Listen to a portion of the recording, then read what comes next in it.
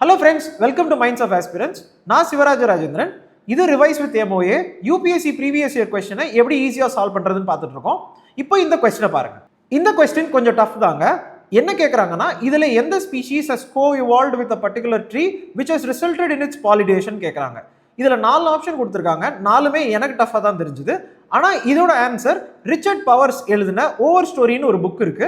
நான் ட்ரீஸை பற்றி கற்றுக்கிட்ட ஃபிக் ட்ரீ தான் இதோட ஆன்சர்னு எனக்கு தெரியும். பட் ஆனால் ஒரு நார்மல் UPSC ஸ்டூடெண்ட் எப்படி இதை சால்வ் பண்ணுறது?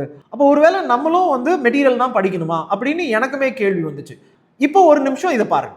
இப்போ இந்த டயக்ராமை பாருங்க. இந்த டயக்ராம் கீழே இருக்க ஸ்டேட்மெண்ட் பாருங்க. அதில் என்ன கொடுத்துருக்காங்கன்னா ஃபிக் ட்ரீ அண்ட் வாஸ்ப்னு கொடுத்துருக்காங்க. இதில் ஒரு பெரிய டயக்ராமில் இருக்கு.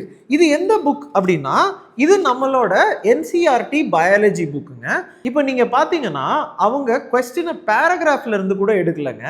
அவங்க கொஸ்டினை ரிச்சர்ட் பவர்ஸ் எழுதின ஓவர் ஸ்டோரி புக்ல இருந்து எடுக்கலங்க, அவர் மெட்டீரியல்ல இருந்து எடுக்கலங்க, அவங்க NCERTல இருந்து எடுத்திருக்காங்க. நம்ம தப்பு என்ன பண்றோம்னா இந்த மாதிரி கொஸ்டின் எல்லாம் ஒருவேளை மெட்டீரியல்ல தான் கேட்டிருக்குன்னு நினைச்சிட்டு நம்ம அந்த மெட்டீரியல் படிக்கிறோம். அந்த மெட்டீரியல்ல நிறைய விஷயம் கவர் பண்ண முடியாதுங்க. ஏன்னா அது புக்கு கிடையாது. புக்கில் தான் இதோட எக்ஸ்பிளனேஷன் இருக்கும், டயக்ராம்ஸ் இருக்கும், உங்களுக்கு புரியுற மாதிரி இருக்கும்.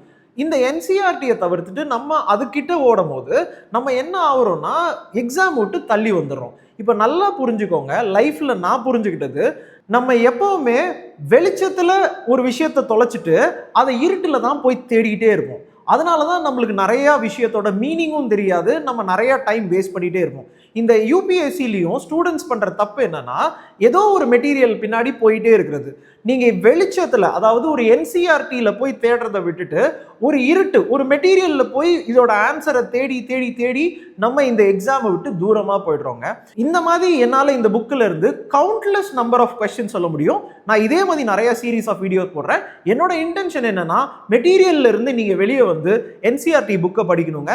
இந்த மாதிரி யூஸ்ஃபுல் இன்ஃபர்மேஷன் தெரிஞ்சுக்கிறதுக்கு ஆர் UPSC ரிலேட்டட் இன்ஃபர்மேஷன் தெரிஞ்சுக்கிறதுக்கு மைண்ட்ஸ் ஆஃப் ஆஸ்பிரண்ட்டை சப்ஸ்கிரைப் பண்ணுங்க, லைக் பண்ணுங்க, ஷேர் பண்ணுங்க.